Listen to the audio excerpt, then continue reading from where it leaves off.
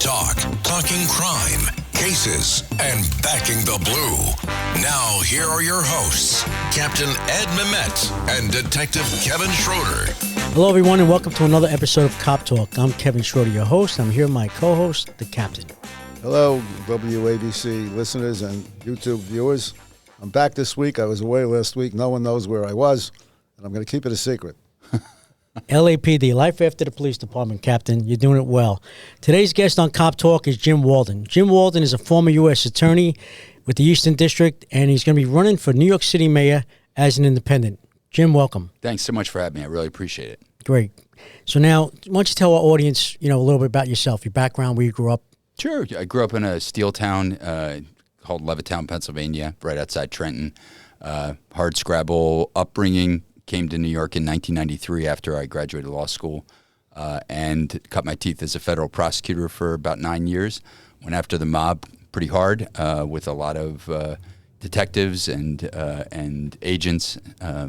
We really had a lot of cases, put a lot of bad guys away. And then I went into private practice. In private practice, it would have been really easy to just stay in the lane and represent companies and executives, but I did a lot of cases just because I wanted to make the city a better place. So for 23 years, I brought cases for just about every kind of community you can imagine, for the indigent, for the mentally ill, for school kids who are being bullied, for cops, firefighters, you name it. I did a pro bono case about it because I really wanted to serve. And now I've decided to take a different path. I don't consider myself a politician. I'd like to think that I'm a thinker and someone who's got great leadership skills. So I've been building a law firm that I started 10 years ago and had to break the bad news to them that I wanted to step away to serve the city in a different capacity, and that's what I'm doing. What type of law do you practice? So I'm a generalist, so I do some white-collar defense. I do commercial litigation. I do administrative cases, dabbled in human rights law. Try to do things that are interesting, lucky enough to be able to pick the cases that I work on, and they run the gamut. Now, big question. What made you decide to run for New York City mayor? I looked hard at the choices, and I looked at, both mayors going backward and candidates going backward, and I looked at the people that were either in the race or I knew were going to get in the race. And basically, it fell into two categories that people are going to have to choose from, and it's people that either are, disgraced or problematic politicians, have gotten themselves in trouble over any number of things, or people that are very, very far left of where I am. And I really believe that what New York City needs is a great CEO, someone who wants to manage the city in an apolitical way from a centrist perspective, focusing on the things that people really care about: safe streets, affordability, fixing the educational system that's still not serving, a lot of our kids, getting corruption out of City Hall. Those are foundational issues to me. I knew that I could do the job, and so I want people to have a choice for someone who's not a failed leader, not a leftist, but someone who wants to call balls and strikes and govern down the middle. Yeah. Would you say that everything you just said separates you from the rest, or you want to add to that? No, I think that pretty much differentiates me from the entire crowd. I mean, the one person that I'm not really talking about is Curtis Sliwa. I've got a lot of respect for, kind of the light that he's shown on public safety issues. I just think that I'm a more well-rounded professional with a lot of diverse experience. I've sued so many city agencies. I really fundamentally understand some of the policy nuance that I think some people overlook and get wrong. This is particularly true in education. And so I think I'd be a better candidate than Curtis, but certainly I am very, very different from everyone that's in the race, both on the left and on the right. Along those lines, that the city council has introduced and passed many local laws that hinder the police, and the mayor went along with many of them. Would you be in a position to have them repealed? Or would you try to have them repealed? Well, like the chest compression law, restoring qualified immunity, things like that. Well, listen, the the move to strip qualified immunity from cops is just wrong-headed, just bad policy, and that there's a reason that only 3 states have even tried something like this. New York City should be the leader in supporting police and getting them what they need. Obviously, everyone can be better. I can be better. Police can be better. That's a given. But if you don't support police officers, then you're not supporting safe streets, safe homes, safe communities, safe stores. And if there's one problem with the police that I want to solve ambitiously, it is restoring the number of officers on the street. And that's going to be complicated because a lot of police officers feel like they can't do their job because they have politicians micromanaging how they can make an arrest, for Christ's sake, subjecting them to lawsuits if things happen to go wrong. Do you think any of these politicians could do a better job on the street? No way.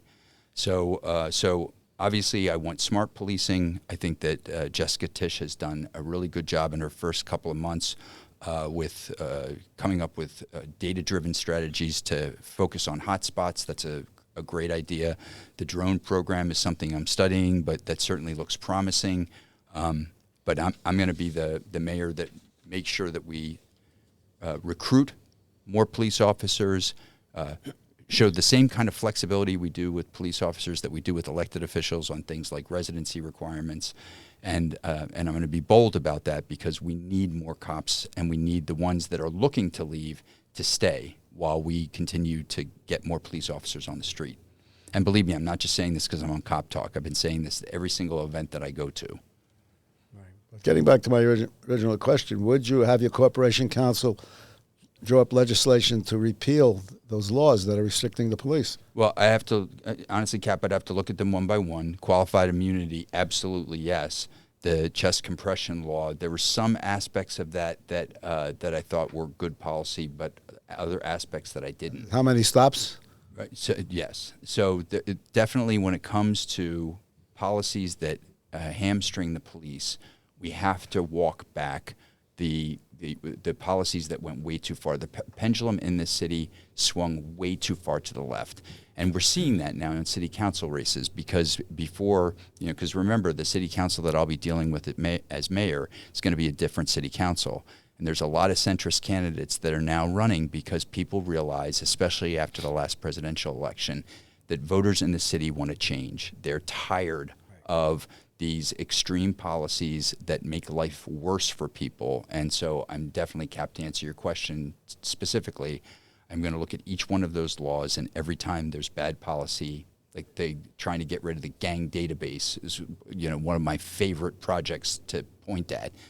Like, I'm going to make sure that those laws get walked back as long as I can. And I'm going to work with city council because I think we'll have a different and more centrist city council, hopefully, after the next election. I'm very familiar with that gang database because years ago I was I was a captain in the intelligence division, and we maintained that database. And I can't tell you how many hours were put into maintaining it. And when I heard that they want to do away with it, I said, oh, my God, after all the hours we put in, that's horrible.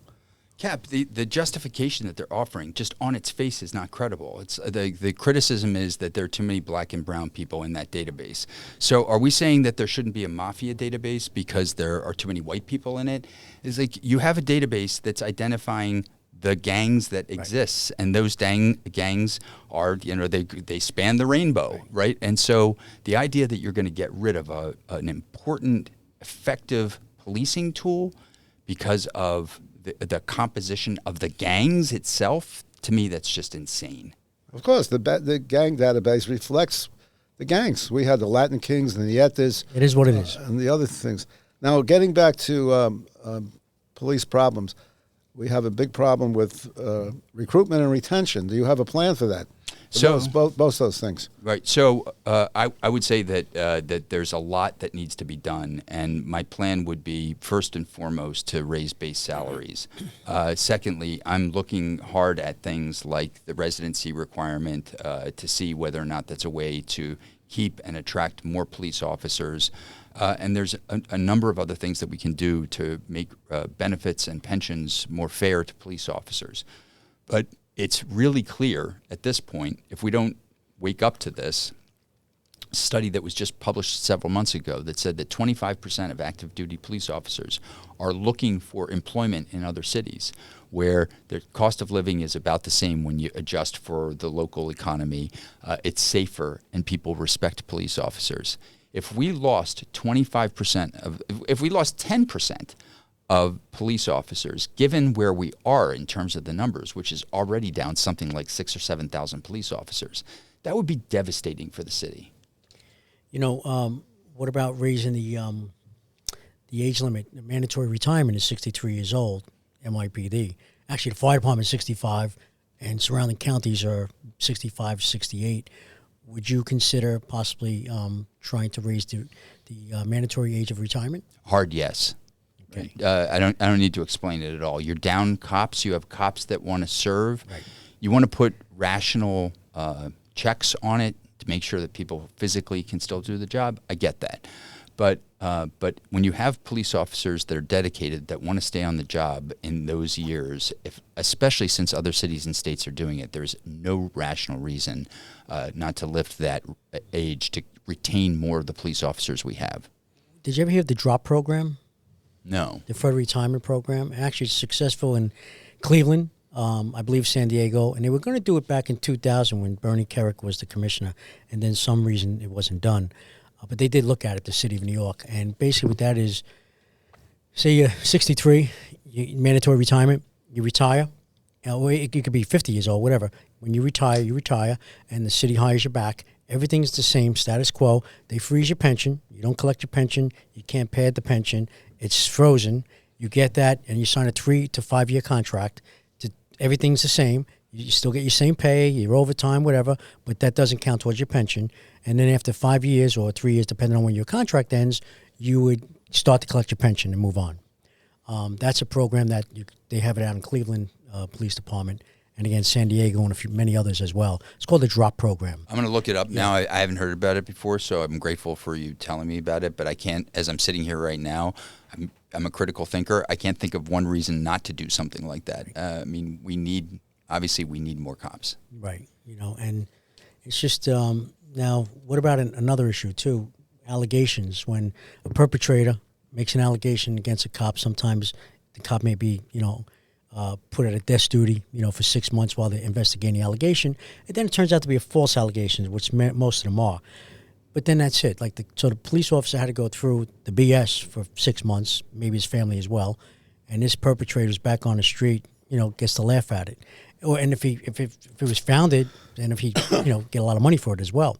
However, what about prosecuting false allegations? Mm-hmm. So, when I was a baby prosecutor and I learned about laws about, false statements that one would make, there's a federal law that makes false statements a crime. And I was surprised to learn. And actually, there were circumstances where I was working with DA's offices, and that would have been a really useful tool. So, yes, I generally support that. But I also support a harder look at when people can file CCRBs, not if they can file, but when they can file. I'll give you an example. I have not done a study on this. I don't know. This seems like it's something that someone should be able to figure out with data. But if someone has just been arrested for a felony offense or a violent misdemeanor, and they file a CCRB because their defense lawyer tells them that it'll weaken the credibility of the police officer, like that, from my understanding, happens in the current system. That shouldn't happen. It shouldn't be a tool, a trick that's used by someone who's trying to use it as a chess piece to move in a criminal case. So I want to look at things like that because I do believe that when you look at the substantiation rates, I scratch my head sometimes about whether or not someone's really looked at reforming how the CCRB works so that it's a more effective tool to get at the police officers that are really a problem, because the substantiation rates are extremely low across the board. And that, with an agency that already has limited resources and a limited budget, it seems like all boxes would be checked if we rationalize the kinds of cases that the CCRB can take. I haven't studied that thoroughly, but that's certainly something that I'm going to take a hard look at. Well, I've always believed that the complainants should be put under oath, and they're not, because if they lied and it turned out that the cop was exonerated, you can now go after the complainant for perjury. That makes a lot. And not only that, I think once they go under oath, they have second thoughts. Right. There are some cities that require that a complaint against a police officer be made under oath. Well, there are a lot of ways that the federal system works really well. And what you're articulating, Cap, is one of the things that would be true in the federal system, right? If you filed a false complaint against an FBI agent and federal authorities looked at that and saw that the complaint was false and was essentially manipulated, there would be consequences. So I'm all in favor. We can talk about bail reform, for example, of places where my federal experience is going to help me come up with better policy for the city of New York. Because in a lot of different ways, federal policy is more thoughtful and more protective of people. And at the end of the day, isn't that all of our jobs? Is to make sure, first and foremost, that we're protecting people, including protecting police officers against false allegations. First duty of government. Yep.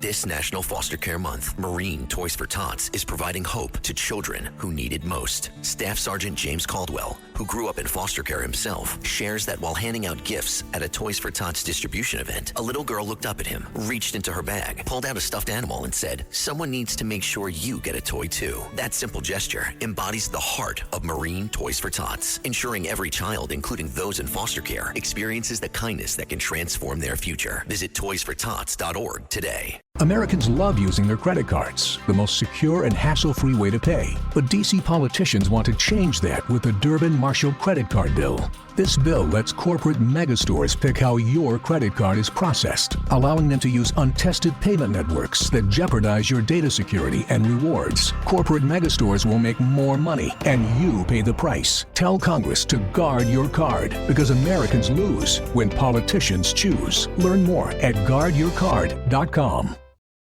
Now, how about some of these Democrats running, like Cuomo, back in the race? What's your thoughts on that?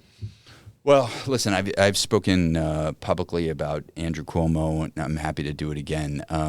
New York City should not be a place for someone to come for a second chance, given the gravity of the things that maybe aren't as important to other people, but they're important to me. Like his decision to shut down the anti-corruption commission. It's called the Moreland Commission. Right. When it was starting to look at his people, to me, that's Eric Adams type behavior, and he took a beating for it. And ultimately, no one really cared. I think people care about that kind of stuff now. His appointments on the parole commission, the number of police killers that have been released, right. His decision, even after he was forced to resign, like on one of his last days, was to pardon a cop killer. That doesn't go over well with me. So I worry about how he's going to deal with Donald Trump. I mean, what I learned about him with the COVID deaths in the nursing homes, in two different ways, it seems like he was more worried about what Donald Trump was going to do than what we needed to do for our vulnerable seniors. That's not a record that I stand behind. Now, that being said, I do appreciate the fact that the man is largely a centrist, except when he blows like bail reform with the political wind. His general governing is a centrist perspective, and I think that alone separates him from a lot of the people on the left that have essentially their policy is to give things away for free and assume that the city's going to be able to survive that. And given what the comptrollers told us about where our deficits are going to be heading in the next 5 years, that would be a disaster for the city. That would be de Blasio times 10. Jim, what's your thoughts on congestion pricing? Well, I've talked about this one quite a bit. I'm a big believer when it comes to policy in three things in this order: good planning, carrots, and then sticks. Congestion pricing went right to the sticks, and everyone says, well, we studied it for 20 years. Well, no, you didn't study it very well, because I'll give you an example. You want people out of a certain zone. How about moving parking garages, right? It's very, very simple. You want people not to drive in the zone, take parking garages, put them outside the zone, and makes a whole bunch of the spots free for those people that drive electric cars. Then you're going to drive carbon down. That's called urban planning. All right, so let's say urban planning didn't work. You need something else. Let's start with carrots. Let's give people incentives to get out of their cars. First of all, let's make sure our subways are safe. And, we're now ticking a little bit in the right direction, but we all know that the subways are still in dire need of more policing. And we're in the middle of a bus reroute where bus times are down significantly. So let's give drivers good alternatives and incentives. Then, if that doesn't work, then maybe try the sticks. I'm not there on the sticks yet. So if it were up to me and I was mayor, I would get rid of congestion pricing on day one, and I would start again with those three things: good planning, carrots, and then sticks. Thank you. You mentioned the subways. The police department is touting the record number of arrests of the people in the subways, the homeless, the EDPs, and so. But what they're not talking about is that they're not being prosecuted. They get arrested, they're out, they're back in the subways. And I always felt that you just can't arrest problems away. There's got to be something done beyond that. It looks great statistically that you made 500 arrests last week, but the people are back. So how would you address that problem? Let me just speak to the problem first, Cap. If you added up the number of wasted hours of people that got arrested and then released right away or not prosecuted, there's probably $250 million of that every single year that's just wasted time because DAs won't prosecute certain crimes. As the mayor, I can't control the DAs. I can use the bully pulpit to shame them, and maybe I'll do that. But I'm about solutions, not grandstanding. So one of the plans I put out was, the Constitution of the state of New York, which I happen to read as a lawyer, that gives the city of New York the power to prosecute misdemeanors. And so I want to start essentially a quality of life program with a task force. Now, we're going to have to make sure that it's well balanced so that we don't go into some of the excesses of quality of life crimes. But when it comes to things like fare beating and it comes to things like e-bikes that almost cream people, I want to have enforcement and use that enforcement to make sure that we identify people with long jackets that have recidivist pasts and keep them in jail. So my program is going to have investigators, police officers, prosecutors, and a dedicated court, just like you mentioned earlier, the Chicago gun court. I think it's really important when the DAs aren't doing their job that the city of New York step in on behalf of the people and do the job. And you know what? We're going to have our own city bail law. And as long as I can get city council to go along, I think a lot of centrist, sensible people want this. I'm not saying that every single person is going to be kept in jail. Obviously not. But with respect to recidivists, right, when you've got a long jacket or you've got even a prior conviction that involves violence, in this court, there's going to be a presumption, just like federal law, that you stay in jail unless you can prove you're not a danger to the community. Now, as a misdemeanor, I'm only going to be able to prosecute people for up to a year. But the city charter, I don't know if you guys know this, the city charter, which I also read, has a power that no mayor's ever used before. I don't even understand it, to tell you the truth. But the mayor is actually the chief magistrate of the city of New York. So the mayor has the powers of a judge. So I'm going to use those powers to make sure that we have laws within our borders that reflect our values and our need to protect people, especially if the DAs aren't going to do the job themselves. I'm familiar with that chief magistrate thing because LaGuardia, when he was the mayor, he used it. Cap, you telling me something I didn't even know. Do you remember how? No, I think he heard cases on his own. I got to go. Now you're making me look stuff up. I love that. That's great. I'll look it up. Thank you. Now before you mentioned the DA's office, correct me if I'm wrong, doesn't the city fund the DA's offices? I know that they're state, basically like a state agency, but I believe the funding comes from the city. Cap, you could be right that there's some portion of their budget that the city funds, but I think it's mostly money from Albany and some money from the federal government, but I'll have to check that. Because if it's true, the mayor would have power over that. That's something he can hold over the DA's head. It is true, but what I'd rather do is solve the problem myself, because I don't want to have to rely. I mean, if there are DAs that, as a matter of their own politics and serving their own base of supporters, that believe that somehow it's unfair to hold recidivists accountable. I mean, listen, when I was a federal prosecutor, we were going after the mob, If somebody spit gum on the street, I would I would pick them. I'm obviously exaggerating, but if it was someone that was a recidivist, that I could keep him in jail for 2 weeks and he wasn't on the street, I would bring that case as long as it was a good case. From my perspective, that's what the DA should be doing. There should be a mechanism where they're looking at, I don't care if it's fair jumping, I don't care what the crime is. If they have someone who's a recidivist or has a history of violence, they should be looking at full prosecution and making an example of those people. I'll give you another example, hate crimes. Hate crimes are spiking in the city against certain communities, and the DA's offices should be announcing zero tolerance policies for hate crimes so that if you commit a hate crime in our city against anyone, we're not plea bargaining with you. You are going to go to jail. We are going to prosecute you. We're going to seek your remand. We're going to prosecute you, and you are going to stay in jail. When you make examples like that, there's this word that people don't use that much anymore. I scratch my head at it.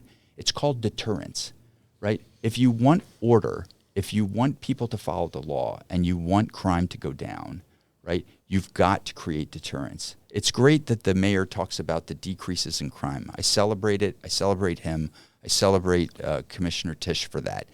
But the truth of the matter is smaller crimes, including assaults, are continuing to go up. And if you look at the data, which I have, it's also disproportionately being shouldered in the Bronx. I mean, I can't remember if it's 4 or 6 times more likely to be murdered in the Bronx than you are in Queens. Right? Of the top 10 precincts overall for crimes in the city, 6 of them are in the Bronx. We've got to be doing a better job. And if the DAs are not going to do the job for the Bronx, I'm going to do it as mayor. Cap. Another question I have for you. ICE. Yeah. ICE and the relationship with the police department. Now, we've had the director of the ICE office here twice. We've had full discussions. Ken Janello. Right? Ken Janello. And it's always been my belief that the police should take a very strong role in the enforcement of the immigration laws. I know that politically there's a lot of controversy over it, but the fact is the police are the eyes and ears. They come in contact with these people for traffic violations, aided cases with people sick, domestic relations, whatever, for a variety of reasons. Police come in contact with these, and they should be able to call the ICE and tell them we have a person who we believe is illegal. That's the way it used to be when I came in the department. Mm-hmm. It changed when Koch was mayor. He issued an executive order barring the police from helping out Immigration Naturalization Service, as it was called then. And then that executive order was codified by de Blasio into law, which restricts us. So what would you do if you were mayor to help that situation and make the police more available to assist ICE? Right. So a couple things. I've spoken on this, and this is one of those issues where I'm just a centrist. I'm not going to please everyone, and I really don't care. There is a sensible version of a sanctuary city that I think most New Yorkers would agree with, and that's when a mother's taking her kids to some agency to get benefits for the kid because the kid's an epileptic and he needs medication, right? That the agency shouldn't be squealing on the mother and the kid to the cops just because she's illegal. I believe in that, and I think most people do. But stopping cops from arresting illegal aliens when they come across them, when they're committing some sort of crime or violation, even if it's just a violation, to me, that's not sanctuary law. That is essentially, encouraging illegal immigration. And I didn't support what happened with the buses for sure, but I think that there are ways that we have to be more common sense when it comes to our interaction with migrant communities. I mean, Eric Adams should have stopped those buses, and he had the legal means to do it, and he chose not to do it because he didn't want to appear anti-immigrant. I believe in getting people that don't belong in the country out of the country as empathetically as possible. In that process, I want to protect families and keep them together. Even if it turns out that one of the family members is a criminal, I want to make sure that we have some process so we keep the family close to the jail, right, so that we do the most that we can to protect families. But I want to tackle all of these issues from a centrist perspective, not an ideological one. with a couple of core tenets. Tenet number one is if there are people that don't belong here, we do what we need to do to get them out of here. However, we keep families together to the maximum extent possible, and we don't have our agencies reporting on moms and kids when they're trying to get benefits while they're here. Because at the end of the day, there is a process for political asylum, and a lot of the people in this current batch of migrants that came here have political asylum claims. Those are supposed to go through the courts. That's federal law too. And what we need is help from the Trump administration to get more immigration judges here, because if we ultimately, having done this one, not done this, but being aware of the immigration process from my time as a prosecutor, like something like 80% or more of the political asylum claims are going to get rejected by the courts.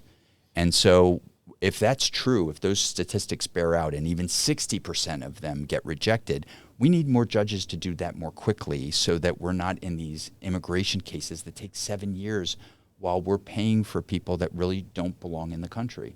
So when I deal with the Trump administration, it's going to be a give and take, and I'm going to do what I need to do to protect New York values and to protect common sense, while at the same time cooperating with the federal officials as the law requires anyway. Jim, did I answer your question, Cap? Yeah, to a great extent. Okay. you brought up Mayor Adams. Can you touch on his case in the U.S. Eastern District? Yeah, I mean, let me just start a little bit before that, which is this is part of the reason that the political machine really that we have, because that's really what we have. We have a political machine. It frustrates me to no end, because everybody knew that he was corrupt when he was when he was Brooklyn Borough president, right? Everyone understood that, and it didn't stop a lot of important Democrats from endorsing him after he won the primary. So now we're stuck with Eric Adams, who, remember, that case, he started reaching into agencies before he was even mayor. For Christ's sake, he had only won the primary, and he's already reaching in to the FDNY to get favors done for his campaign contributors and his friends. That is nuts. So I was personally disappointed that the case was dismissed, because I think it sends the wrong signal to every kid in the city that if you're an important person, we'll just pretend that it was political interference. Let's put aside the fact that the people that were prosecuting were largely Republicans.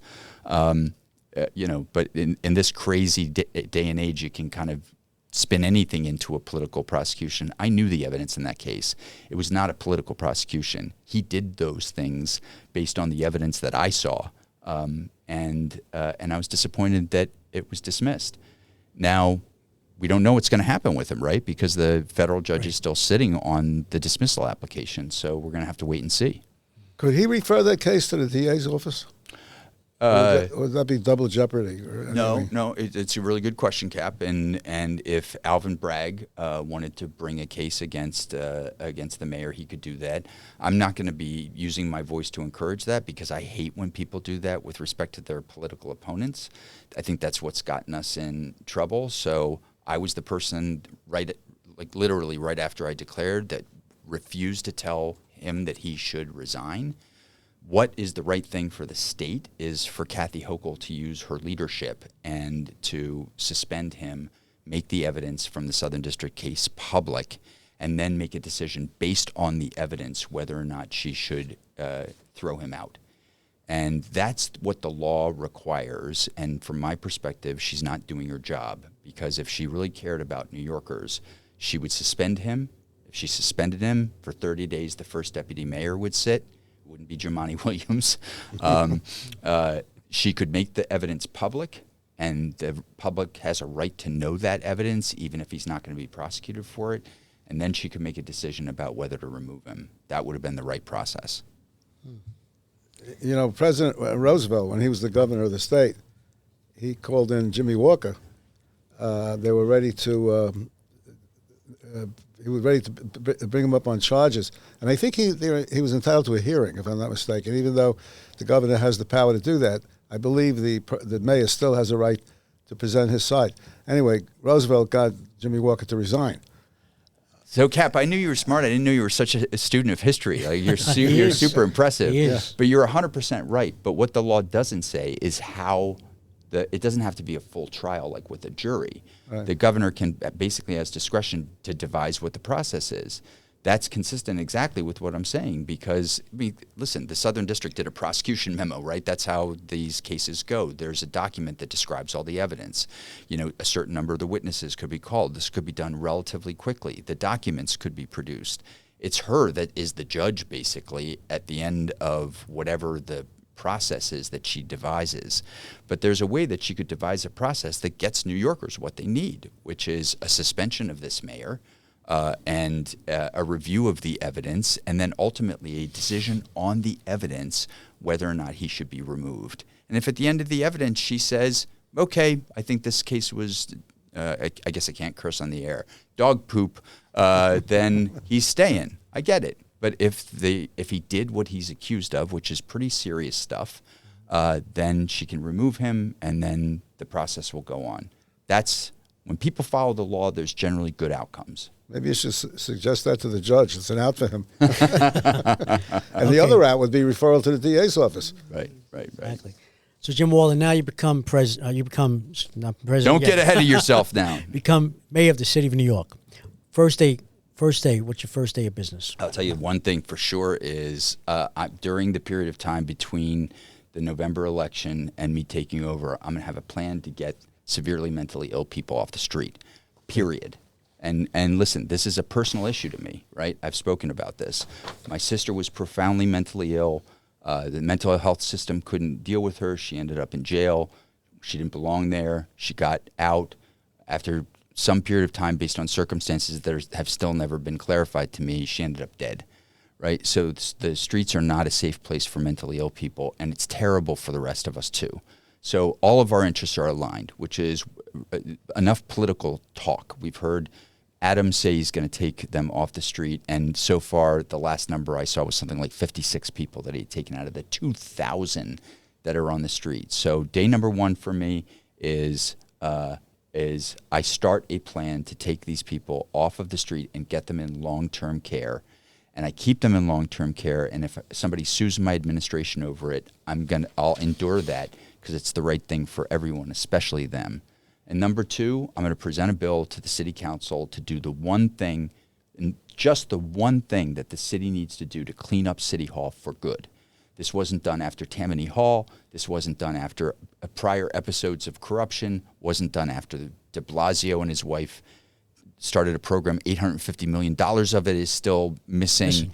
And it's not been done to this day, which is to create we have a citywide agency that has independence from City Hall that can go after corruption at any level, whether it's in the city council, whether it's in City Hall, whether it's any other citywide offices. And they've got prosecutors, and they've got a court that they can take those cases to. It's going to be called the Citywide Department of Public Integrity. And we have a public advocate, $5 million of our money spent on a public advocate that really does very little for the city, right? We could take that money or allot other money to use the Department of Investigation and supersize it and give it what it really needs to get corruption out of City Hall once and for all. An independent agency. The commissioner will have a term that will expand beyond a mayor's race.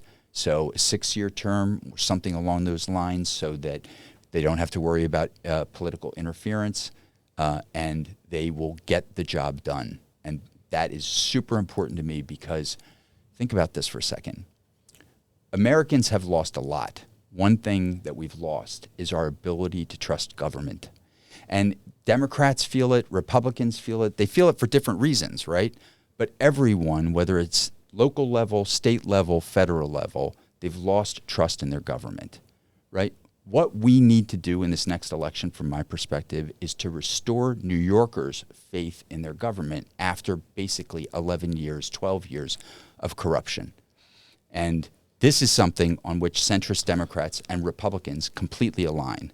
So those are the two primary things I'm going to do on day one. Sorry if I went on too long. No, not at all. Not at all. Well, aren't you talking about basically the Department of Investigation, I guess, enhancing their powers?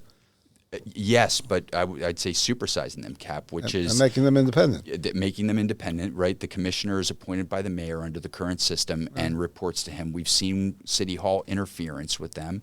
They don't have prosecutors, so they have to beg and plead with federal authorities or the DA's offices to bring their cases. And they go into a court system that can't remove people fast enough. And the court that I'm going to create is going to have a new power that no one's ever thought of before. I don't even understand, which is if you have a bad stockbroker and he defrauds you, he's barred from ever being a stockbroker again. If we have corrupt people and they're convicted by this court, they should no longer be able to hold public service jobs, period. Good idea. Thank you. Oh my God, it's the coolest thing ever. Hey guys, have you heard of Goldbelly? Well, check this out. It's this amazing site where they ship the most iconic, famous foods from restaurants across the country, anywhere nationwide. I've never found a more perfect gift than food. They ship Chicago deep dish pizza, New York bagels, Maine lobster rolls, and even Ina Garten's famous cakes. Seriously. So if you're looking for a gift for the food lover in your life, head to goldbelly.com and get 20% off your first order with promo code GIFT. Now, on the Mayor Adams, we have a director of public safety, assistant mayor of public safety, actually. Now, would you keep that position? We're talking about the position that Kaz Daughtry holds? Exactly. Yeah. He's the new one. Before that was Banks. So yes, I would keep that position. But what I would not allow my deputy mayor to do, I would not allow this, I'm going to be super clear about this, is micromanage NYPD and FDNY. They're too important. Those jobs are too specialized, right? We've had people in those positions that have capability over safety writ large, and that's important. I think the person that I want in that position is someone that has deep terrorism experience, anti-terrorism experience, in addition to everything else.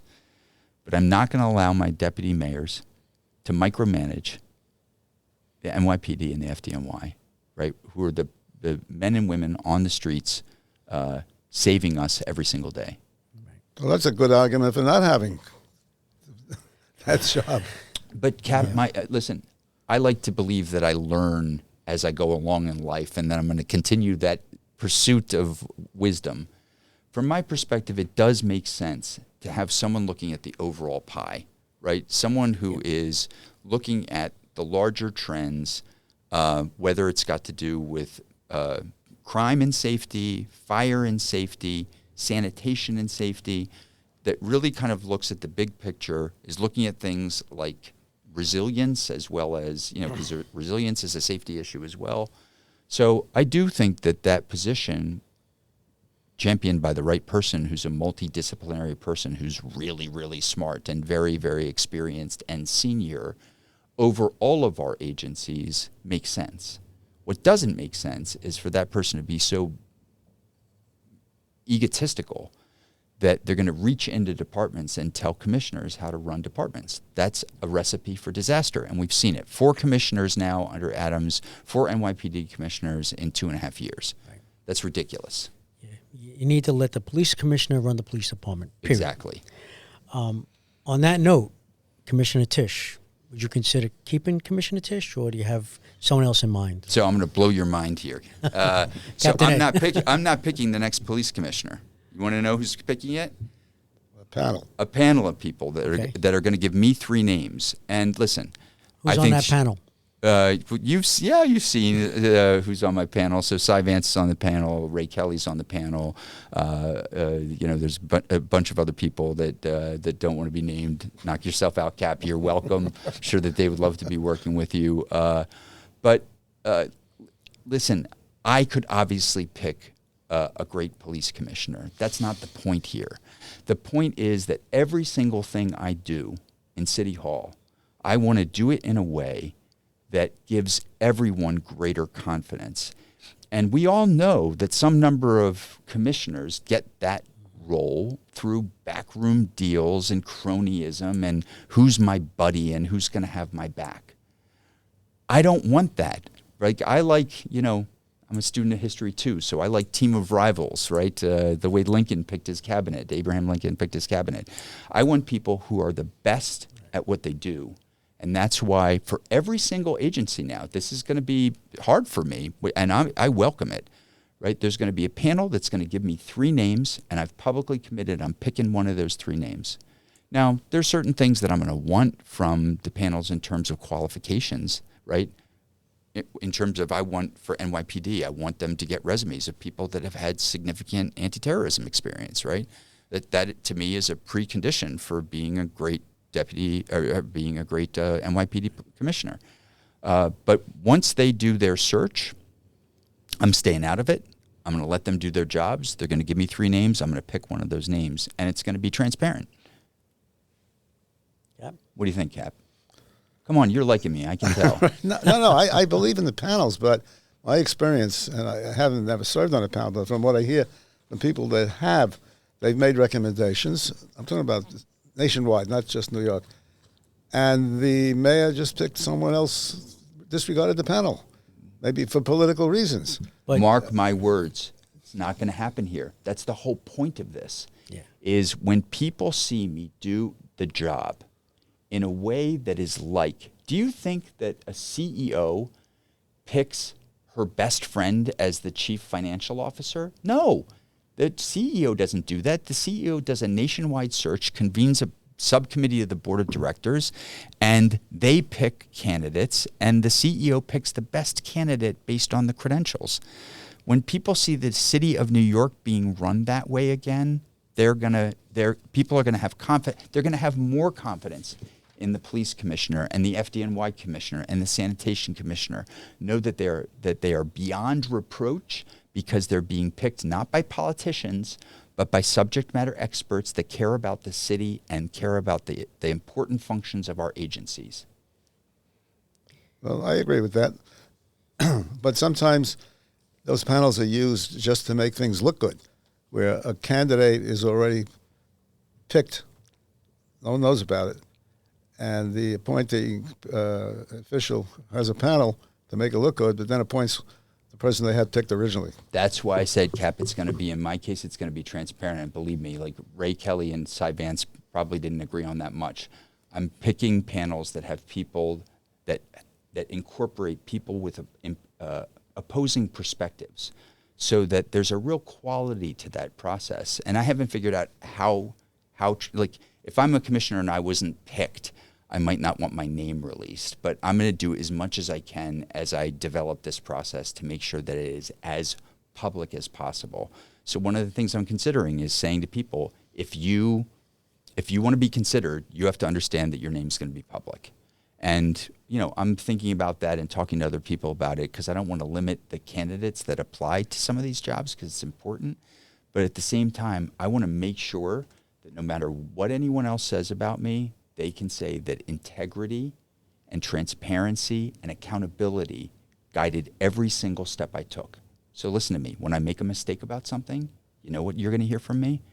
Not spin, not a bunch of excuses. I'm going to accept responsibility, because I'll make mistakes too. Good answer.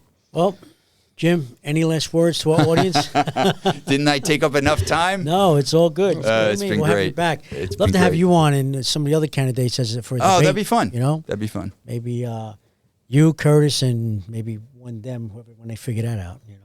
That's an idea, a little Well, maybe. panel of candidates. That would be great. Yeah, that'd be great. But one where we can mix it up, right? Oh, yeah, absolutely. Yeah, These mayor forums, I'm going to one tonight. They're very staged, and they ask the same question of every candidate. There's no mixing it up. I like to mix it up. No, we'll mix it up, open forum. Good. Good stuff sells. It's all good. Good. But thank you very much for being our guest Thank today. you. But again, any last words to our Cop Talk listeners? And how people get in touch with your campaign? Thanks, Cap. I always forget that part. Can't forget that. I know, but Well, I'm not a politician. What can I tell you? Public funding, right? Yes, I am. We'll give you the opportunity to tell people how to do this. Well, first of all, in terms of final words, let me just say this. I want the police to know that I have worked with and alongside cops, agents, law enforcement, FDNY, on and off, of course, during my whole career, right?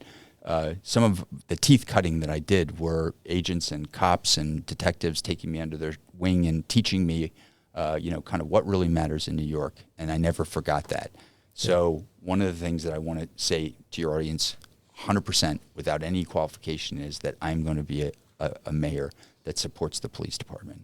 Period, full stop. In terms of my campaign, if people want to contribute, I could use that. It's Jim for NYC, JIMFORNYC.com. You can donate right through our website. I'd be grateful. Awesome.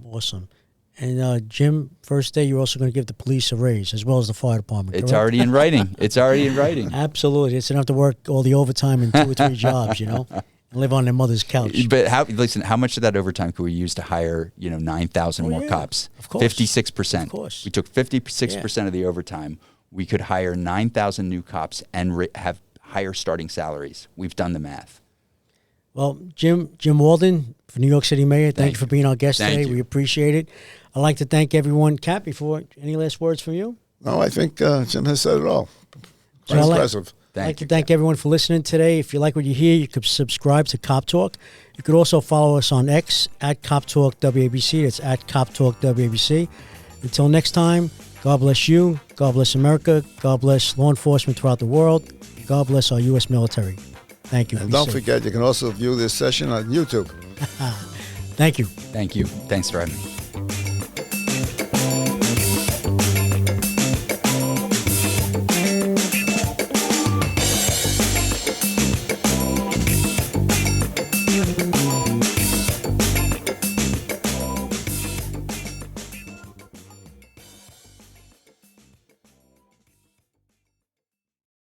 Hello, folks. Larry Kudlow here. Pay attention, because China is leading the largest anti-American alliance since World War II. One that's already dumped U.S. bonds, grabbed 43 million acres of our farmland, and is plotting to dethrone the dollar. That's why IRA and 401k savers are protecting their savings with gold. Please go to freegoldguide.com/Kudlow or just call 800-621-3908 for your free gold guide on how to protect your wealth with gold 100% tax-free.